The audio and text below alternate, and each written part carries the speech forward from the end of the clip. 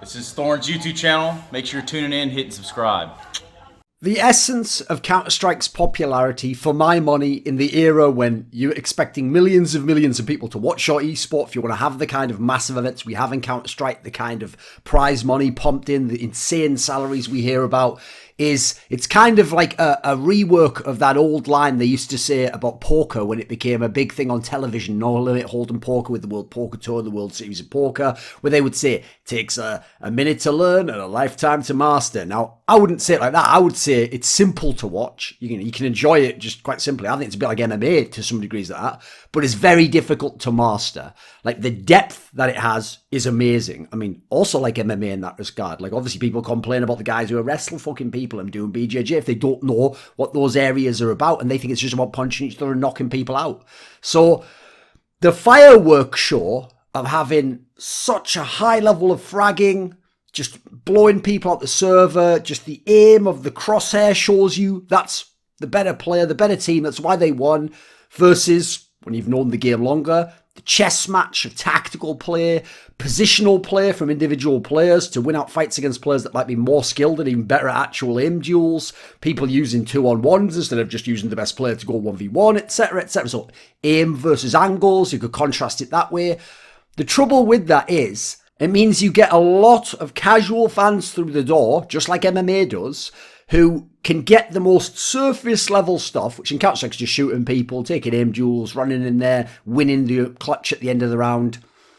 And just like in MMA, where you see people who only want to knock out or they're just bleed fans and they don't understand any of the nuance, they're just going to overvalue the aspects they do understand, and crucially, they're going to be blind to the rest. So the rest won't exist to them, and then you come to the old cliche of, when the only tool you have is a hammer, every problem starts to look like a nail. So if you think, well, it's about more skill, people who can win the aim fights and people who can just rush in there and kill them, then every time a player struggles or a team struggles, you're going to look for a more skilled player to join the team, add more skill. And so fans typically, it's one of the reasons why classically forums were always like this. They always wanted the best team to just be like the 5 best players from that country or just the 5 best players overall. Like in CS 1.6, if you'd have asked fans, they would have made a team that was like Fraud and fucking Heaton and Neo and Forest and Potty, or what, like they'd have made some absurd team that like logically wouldn't make any sense on paper, but they would think it'd be straight fire, even though, by the way, super teams not that far off that were attempted and quite frankly almost never really succeeded, with rare exceptions, and that tended to actually be more on the incredible work of some of the super team members who in the past were maybe stars, who actually developed themselves into a separate role and became somehow among the best. I'm thinking of like Khan and DSN in that Fnatic 2009, even though all the attention was around the fragging of that team. So what they think when they think you can stack skill like that is they see, well, if you can just frag people, you get the numbers down, you win the round eventually, right? So in a sense, they think you can make the game simple, in a sense of that Simple's the best player even. And obviously I'm using that as a pun. Like, if you just shoot people, why do you need to do the rest, right? Kind of like basically an extreme version of what Ty Lue's philosophy was when Ben Tep was over on their team and that somebody guy was just rushing into every fucking site whether it made any sense or not. Even though it was amazing to watch, by the way. Just wasn't great Counter-Strike typically. So the logic would be, let's stack skill, aim, fragging. What more do we need, right? We're gonna win the game because we'll just overwhelm the opponent. I mean, imagine all 5 of us on the map. We just all win our duels all the time. I mean, there'd be no need for after plants. There'd be no need to even bloody plant the bomb necessarily. Or if you did, you'd always win even when you held the after plant. Like, we'll just destroy this on CT side. Again, why would we ever need to do a retake? We'll just win our fights out when they come here.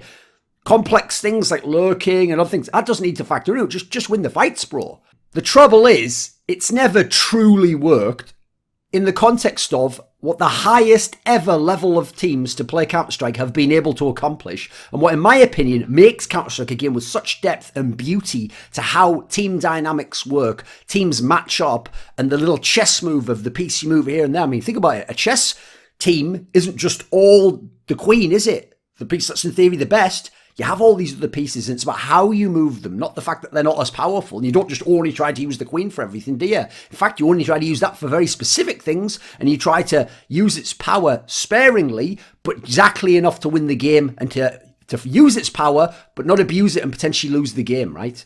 So you might say to me, whoa, wait a minute. In fact, what's this thumbnail? Like, what about FaZe Clan? What about FaZe Clan 2017 to 2018? Winning all those tournaments, they were at New York, just blowing people up the server, E-League Premier, not losing a map. Yeah, you know what? They were really close to an era. I've said this in the past. But that's exactly my point. That's the most ridiculous team we've ever seen. Remember, 3 of the players in that team had been considered the best in the world, or like top 2 or 3 candidate for that, either the previous year or in the last 2 or 3 years. Then, even the players who were the lesser ones, like Rain particularly, was considered a very skilled player who normally, in past FaZe Clans, you would build around him. He would be your star. Now, I will say, they actually, by the way, this is why I think they make the real case that it just doesn't work. They even had some of the mentalities balanced out in the way most super teams don't. Like, because of where Olofmeister was at in his career, and he was going for the one last major or so, he was willing to sacrifice a lot. Rain was willing to give up a lot, even though actually, arguably on any other team, he should demand resources be given to him. Plus, and I've always said this, the outlier on that team, and where you know people don't understand FaZe Clan, including Nico, is when they think like Carrigan's an afterthought. Carrigan's the reason that team worked. Look at the team before him. Look at the team after him. The reason why the team with Carrigan was so exceptional is because he's one of the best in-game leaders, and his style even fits those types of players. I don't even know if to the best degree, but if you ever had to pick an in-game leader to lead those sorts of people, it'd be someone like him or Pronax, effectively. And quite frankly, let's be real. That's why that angle, that any analyst who's ever said FaZe is like 5-star fraggers, it's like, that's whack. That's actually whack. I've never understood that, because when Carrigan was there, he wasn't a star fragger, was he? So that was 4-star fragger. Why is 4 not all of fear? That's ridiculous in itself, by the way. And by the way, Olofmeister wasn't a star fragger, but let's put that by the by. So if they had won the major, listen, it's not like it has to be a huge if, right? They were 1 round away. There's a million factors that could have won them. The map pool said they would have won it. Like, Cloud9 never performed that way before or since. Like, but let's put that one side. Even if they'd won that, who says they win the tournaments before that they lost? Who says they win the tournaments after that they lost? Yeah, maybe the psychological change heads. And even if they do, would they be as good as Astralis 2018? Would they be considered as great as Fnatic 2015? The problem is, I don't think they would. I think they would have won some tournaments and some majors, and they would have been a very good team. My point here is, if they couldn't do it, who the hell else is going to? Like, this shows that model is sort of busted, if that's how you're thinking of the game. So I'm talking about failure here relative to the fact that you're signing some of the best players ever and in the world to be on this team. You're not doing that just to do, we did a good top 4, second, not bad. Like, that's why when like FaZe Clan try to play that off when they don't win tournaments, it's like, that's so whack. You ain't there just to come top 8. You made that team and got your people to sign massive buyouts and enormous salaries to win everything. That's the whole point of stacking players like that. You don't get judged along normal circumstances when you do that. In the same way as when the Miami Heat made that big 3 of LeBron, Wade, Bosch, like, yeah, it wasn't enough for them to just make the finals and lose to Dallas. Or to be like a top team, or, we made finals again, lost to Spurs. Like, no, you were supposed to win all 4 years. Now listen, I know that's a crazy expectation, because that model, quite frankly, isn't the best in history. The real irony, of course, of them losing to the Dallas one, is that was an ultimate example of a team where they had one really good star who performed really well in the finals, and crucially at key moments, and then all the role players just played above and beyond what you'd expect. And then later when they lost to the Spurs, they didn't even have a true superstar. Like, Kawhi hadn't fully developed. Tim Duncan was way on the end of being like borderline washed, but still like a quality player, but just not a superstar. They were just doing it like by committee. That's what's amazing. Those players show you what it's like.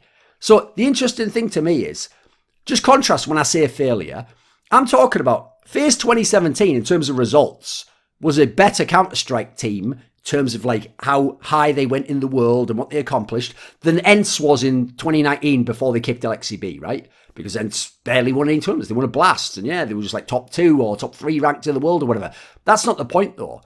If what you talk about a Counter-Strike team, like how you construct a team, how all the pieces work, how they work relative to expectations, getting the most out of each players, collectively coming together, being coherent in your style, ENCE 2019 was a better team in that regard. And that's one of the reasons why people like X7 will never get their due.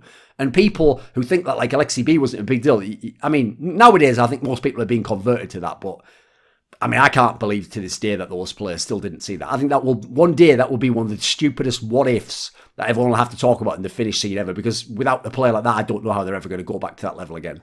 So the central premise, if you have this super team, goes like this. What if everyone goes off at the same time? How's anyone going to handle us?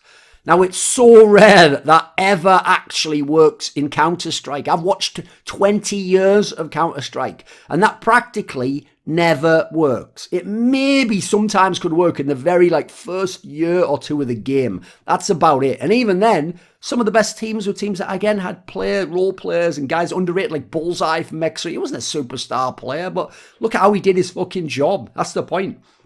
So, how many times, think about it, in those Na'Vi lineups, which, if you remember, at one point in time, they had Simple, Guardian, Flamey. Now they have Simple, Electronic, Flamey, right? How many times, consistently over a series or a tournament or a month, has Simple, Electronic, Flamey all gone off at the same time? Now, if they did it occasionally at those majors back when it was the Guardian lineup, they'd blast the Swiss system and get to the playoffs. And then one or two of them would go missing. And when they went missing, the team wasn't just a little bit low down. They couldn't win. Because they didn't have what else you need in the game aside from the fragging. I think one of the rare examples, as I alluded to earlier on the video, is the Fnatic 2009 example of players who've all to some degree been stars and they're making it work in the team. But that's because, like I say, what Karna DSN did is an even more impressive version of what Rain and Olafmeister were able to do. And I thought that was exceptional. And in my opinion, part of that's also, they also caught the other stars on the way up, so they didn't have the full ego of the star yet in terms of Get Right and Gok, so you could mold them a little bit. And then Forrest already was having his waning motivation at times, so as a result, he was willing to see it. It was like they had some very special circumstances that they maybe weren't even cognizant of, that no one will probably ever be able to recreate. That was a perfect storm, because spoiler, they tried to recreate it the next year, and they couldn't win majors doing it. So it isn't necessarily a pattern that you can just put out, as opposed to traditionally how you make teams. So the point of a functional team in Counter-Strike is practically every functional team I've ever seen, one of the first things they do is get their stars performing, because otherwise you'd never hear about them. Because most teams only have one, two, stars. We're talking about really good players in the world. Or definitely only one superstar, typically. That's why it's so rare that you have teams like Na'Vi, and then you just think, how the fuck are you not winning with two of those guys? So it's all about getting your stars performing at your best. You use the rest of the team to do that, right? Who are your stars if you have a super team? Exactly. I mean, in theory, before we knew how they played out, was it going to be Nico or Guardian or Rain or all? Who's it going to be, right? If everyone is the star, nobody's the star. Because as I mentioned, often the team is focused on getting that star going. So dependent on role, but oftentimes stars are resource-heavy players. That's why actually Cold Zero is very unique, but at the same time does need... that's a whole area you can get into in another video sometime. Basically, you often give resources to your stars, create space for your stars, set your stars up, stick with your stars when they're having a bad game. You don't say, right, just pass the ball to someone else. No, I'm Alan Iverson on the Sixers. I have to shoot the ball. That guy over there is just here to get rebounds. You force when you have those players. So you take your star and you say, right, this is going to be really difficult. I'm playing against the stars, but you've got to win these matchups. I've got to put you in that scenario. And if you don't win them, we're just not going to win the game. So it might be incredibly hard. Simple, Nico, Cold Zero, whatever. We've got to go to town, mate. We've got to do it. Super teams can have the stars still being strong when they go to those other roles and aren't the superstar, the main stars of the team, but they're not going to have the same impact on any end. So think about it, right? The actual stars of the super team aren't going to have the same degree of setup. It's actually one of the reasons why I think Nico 2017 is somewhat underrated. But then look at the other players. The stars like the Olafs and the Rains who go to the other positions, they had a few months where they did it, or tournaments where they did it, but they couldn't consistently perform as well, and definitely not fragging-wise, which everyone's recruiting them for in the first place, as some of the other best players at those roles or positions. And then they don't have some of the link-up aspects. There's all sorts of factors. So that's the problem. You might have the superstar still be good, but is he as good as he could have been? And on the other end, I mean, that's why I thought SK would beat FaZe Clan. SK wasn't as stacked with skill in my opinion. They were pretty skilled, but not as skilled.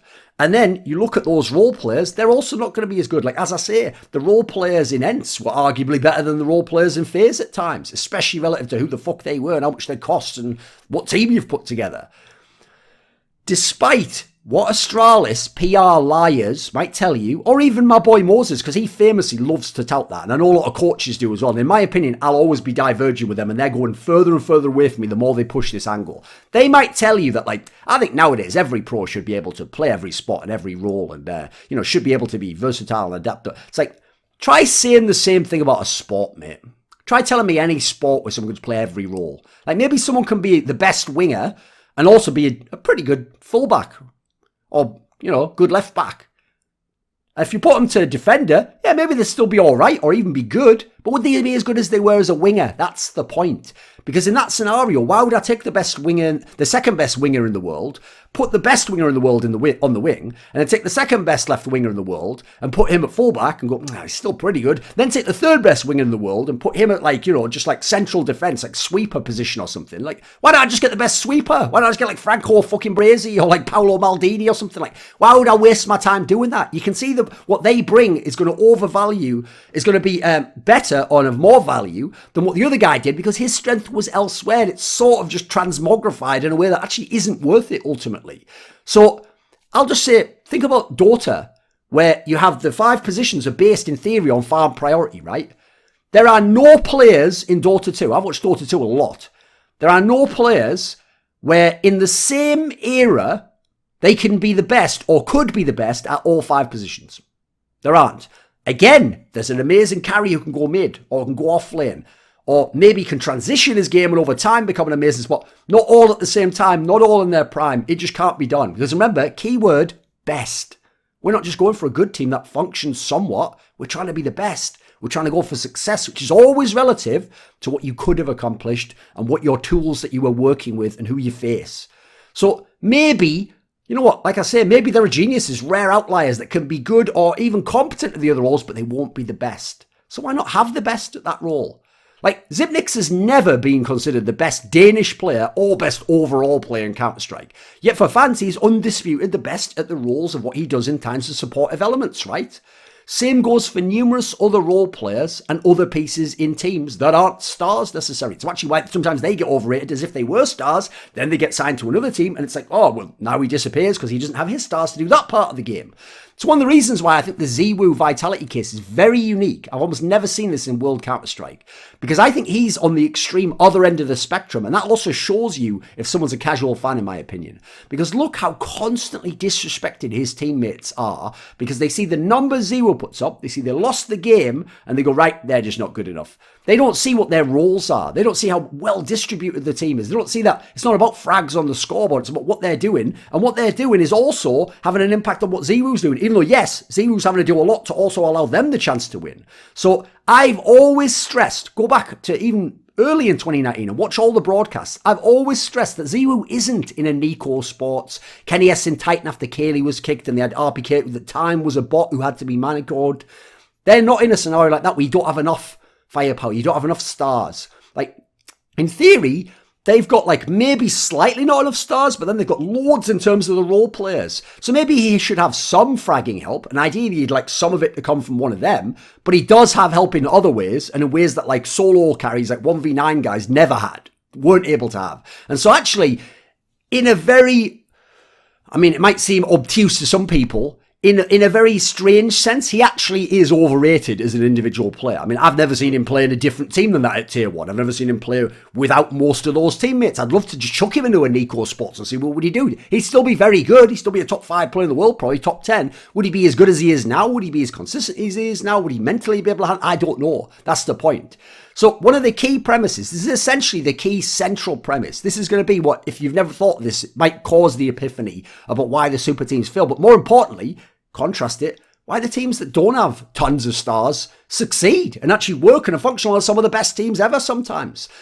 If you have fewer stars, you only have 1, 2, it puts more pressure on those stars. That's one of the reasons, by the way, why teams want to make super teams. So they don't have to feel like, it's like Device in the early days. I often tell the story. He didn't think he was the superstar of his teams. He thought, I have a bunch of skilled players. And that allowed him mentally to cope with the fact that he didn't carry when it was a massive major semi-final or the other star outperformed him and there only is 1 or 2 stars on that other team. It was a way to cope. It was a way to not have to face the responsibility of being that star and what that means you have to deliver. So yeah, your supportive elements have to deliver something for you. You have to make the stage, the platform from which you can perform. But then when you're on the stage with the big lights on you, big boy, and someone says, your line, Q, you better deliver. You can't go, can someone else take this? It's like, no, it's your starring role, my G. We built this team for you. So I think it's a good thing that it puts pressure on those stars. That separates the men from the boys. And I want to know who's battle tested, who has the killer instinct. I don't want to know who's good in some games, but needs to be sort of carried some other times. It's the reason why in sports, even though fans can go one way or the other, I think on some level, especially experts, we all do like instinctively respect like Kobe, Jordan, Dirk with the Mavs, Damian Lillard with the Blazers. On some level, we respect them more than, for example, when obviously Kevin Durant went and won with the Warriors. Even though I could go into a separate video about how that's also an overplayed angle. But if he'd have won in Oklahoma, we'd obviously have respected it even more. That ring would be worth much more, just as Dirk's ring is worth loads and Kobe's last 2 rings are worth an enormous amount. One of the problems is that stars in super teams will then end up getting blamed if they're the person who takes the non-star role or the supportive aspect for not being as good at that role. So it doesn't even help that guy, by the way. He's the one who ends up... actually, it's people like Rain and Olof who suffer from being in teams potentially like FaZe, even though they wouldn't be able to win necessarily in other teams. But they're always going to be looked at as, you must have been the black hole of the team. Because I saw Guardian and Nico was popping off in that game, mate. Teams with a bunch of would-be stars, and this is a real problem I alluded to before, load blame better.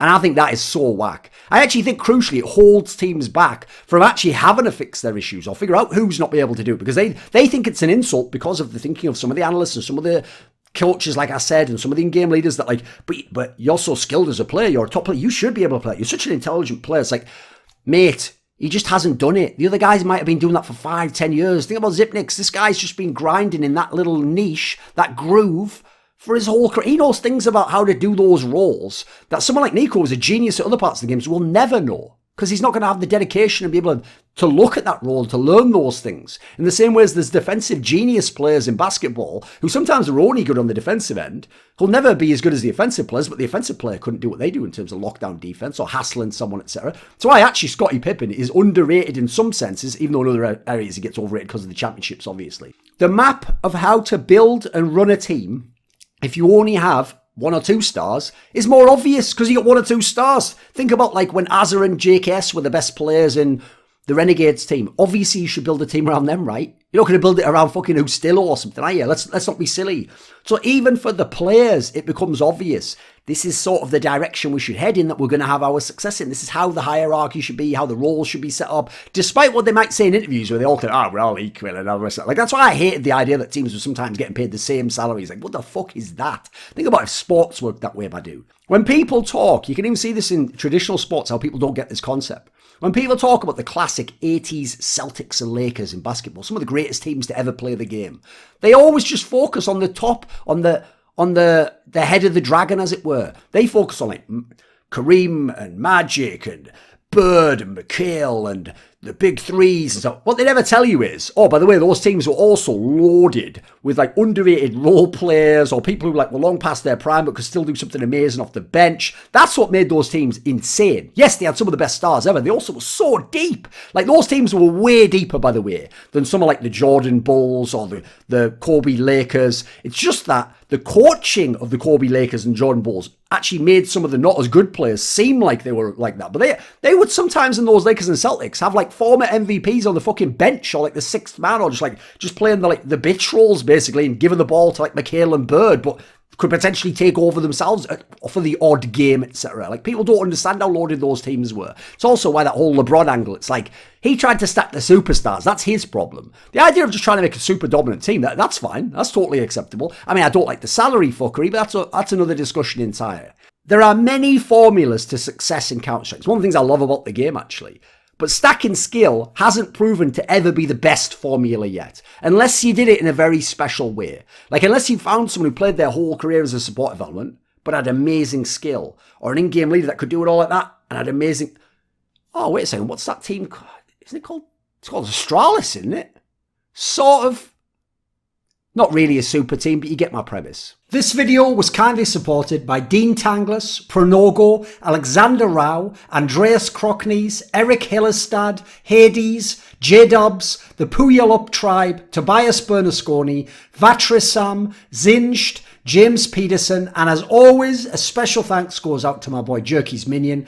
Would you like to suggest a topic or a guest for my content? Do you want to ask a question in my monthly video AMA? Do you want teasers? See who the upcoming guests are going to be? Maybe you'd like to take part in one of those monthly donated discussions with me about esports. Well, put your money where your mouth is and join the Screwluminati today in the Patreon link in the description box below.